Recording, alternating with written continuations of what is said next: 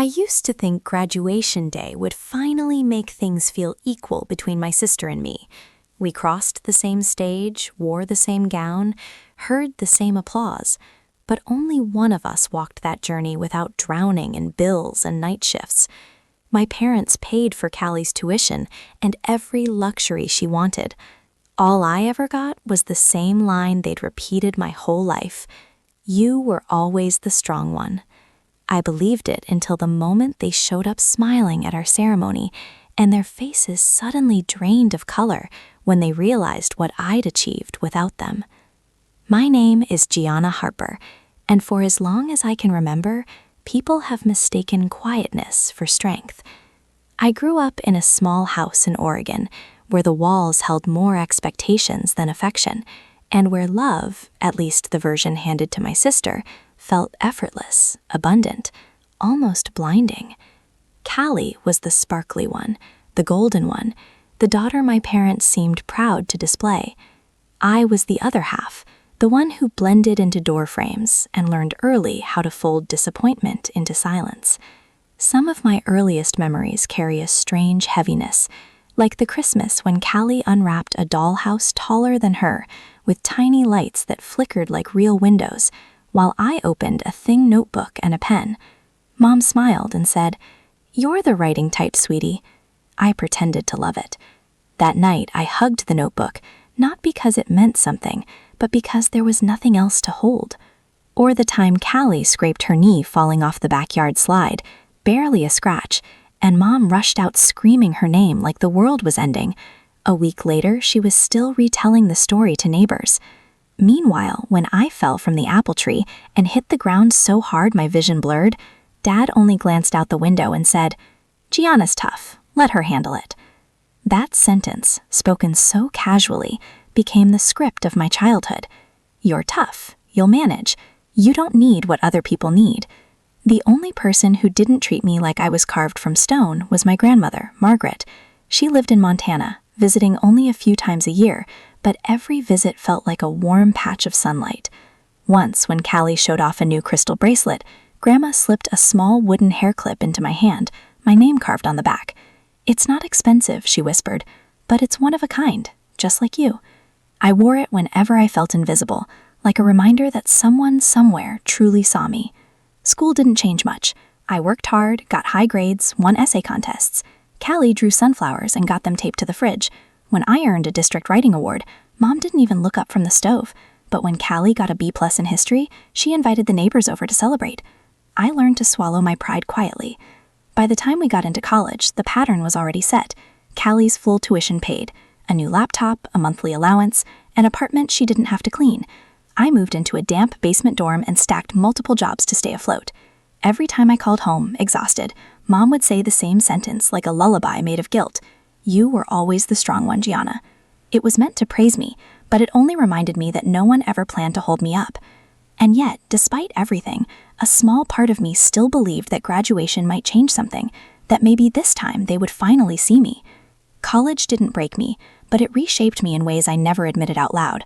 While Callie floated through those 4 years like she was on a guided tour, new outfits, weekend getaways, brunch photos with friends, I was learning the price of survival. I woke before sunrise to mop classroom floors, tutored high school students in the afternoons, and worked late shifts in the library. I tracked every dollar in a tiny notebook, calculating how many hours of work equaled a tank of gas or a week of groceries. Callie never asked how I was doing. She'd wave at me across campus sometimes, always surrounded by people, always laughing like the world bent to make her comfortable. Whenever she talked about exams or stress, Mom would say, "Don't push yourself too hard, honey." But when I mentioned working 3 jobs, Mom's voice would soften into that familiar, dismissive reassurance. "You were always the strong one, Gianna. You'll be fine." Strength in her eyes meant I didn't get to need anything. I remember one particular afternoon during junior year. I had just finished a 4-hour shift shelving books when I spotted my parents' car outside the student center. For a brief second, excitement startled me. Maybe they were here to see me. Maybe they finally wanted to know how I was really doing. But when I walked outside, Callie was already in their arms, twirling a new purse they'd brought her just because. They barely noticed me standing there, sweat dampening my collar from rushing out. Dad waved half-heartedly, and Mom said, "Oh, sweetie, didn't see you. You look tired. Callie needs help choosing classes. Could you give her advice?" Advice as if effort was the only thing I had to offer. Moments like that repeated again and again. Small cuts, never deep enough to kill me outright, but enough to make breathing sting. Still, I kept moving forward. I studied late, applied for internships I wasn't sure I deserved, and built a future piece by piece with hands no one expected anything from. By senior year, I had stopped waiting for my parents to ask about my accomplishments. When I got accepted for an advanced accounting seminar, I celebrated alone with a cheap muffin from the campus cafe. When a professor pulled me aside to praise my analytical work, I smiled quietly and rode home on a bike with rusting spokes. Graduation loomed like a finish line and a funeral all at once. The end of being overlooked, but also the confirmation that nothing I did had changed the way my parents saw me. Callie, meanwhile, talked nonstop about the photo shoot she planned for commencement. Mom already had her dress picked out. Dad joked about crying when Callie crossed the stage. I wasn't part of any of those conversations. Somewhere inside, a quiet truth began to settle. If they hadn't seen me, by now they never truly would. The week before graduation was supposed to feel triumphant, but for me it felt strangely hollow. I'd spent 4 years stitching myself together with determination, late nights, and quiet endurance. Yet standing on the edge of that milestone, I felt more invisible than ever.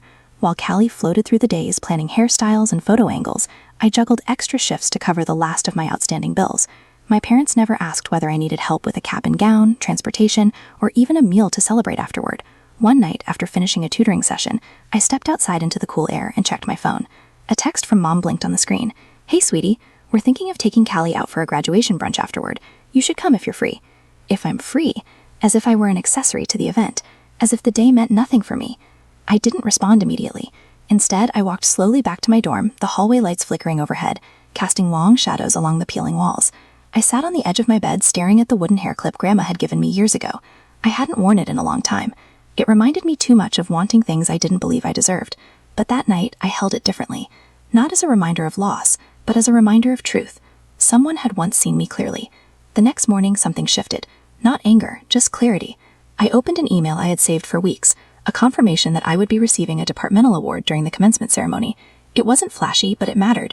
My name, my effort, my work, all recognized without anyone's influence but my own. I hadn't told my parents, partly because they never asked, partly because I didn't want to watch their indifference stain something so hard-earned. As the ceremony neared, I felt a strange calm settle into my chest. For the first time, I wasn't hoping they'd notice me. I wasn't rehearsing words. I wasn't imagining hugs. And I wasn't waiting for approval that had never existed. I ironed my gown alone, brewed a cheap cup of coffee, and looked at myself in the mirror. I didn't see the forgotten daughter anymore. I saw the woman who had survived everything thrown at her. Graduation wouldn't fix the past, but it would mark the moment I stopped carrying its weight. And without knowing it, my parents were walking straight into the first shock of their lives.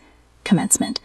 Morning arrived wrapped in sunlight, the kind that made the campus lawns glow and the brick buildings look almost unreal. Students swarmed around in gowns and honor cords, hugging, shouting, taking pictures like they were trying to freeze time. I walked alone toward the ceremony grounds, letting the noise wash over me without sinking in. My gown hung a little loose on the shoulders, secondhand, but it felt right, honest, earned. I found my seat among rows of folding chairs set up beneath an archway of spring flowers. As I adjusted the tassel on my cap, I heard my name shouted across the crowd. There she is! My parents waved as if I'd been the one missing all morning.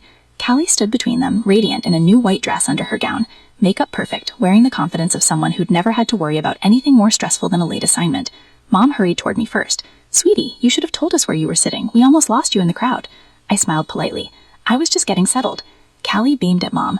"We already took pictures by the fountain. You have to see them. They turned out so good. I think I'll frame the one with Dad."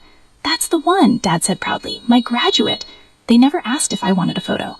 When the ceremony began, the dean welcomed everyone, thanked donors and faculty, and congratulated parents for their unwavering support. I almost laughed. Support to me had been a myth, the kind of thing people talked about like it was universal, when really it was selective, distributed by preference, not fairness. Rows of graduates lined up to cross the stage. My stomach tightened with anticipation, not fear, but something sharper. I knew what was coming, even if my parents didn't. When Callie's name was called, Mom gasped dramatically, clutching her hands to her chest. Dad stood to take a dozen pictures.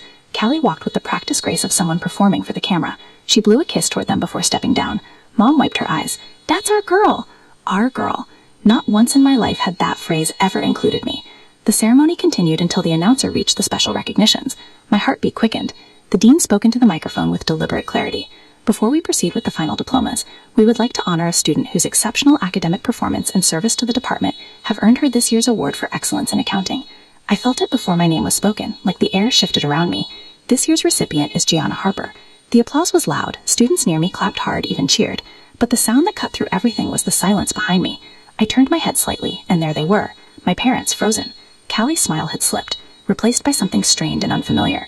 Mom's hands hovered midair as if she had planned to clap but couldn't reconcile the movement with what she was seeing. Dad's jaw tightened, his expression twisting in a way I couldn't read.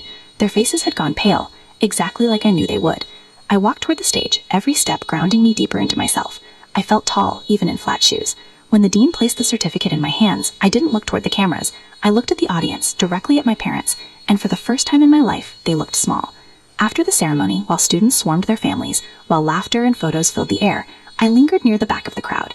They approached me slowly, like they were unsure whether they were allowed to. Mom spoke first. "Gianna, why didn't you tell us?" Her voice wasn't soft, it wasn't proud, it was bewildered, like my success had interrupted a story she thought she controlled. I met her eyes. "You never asked."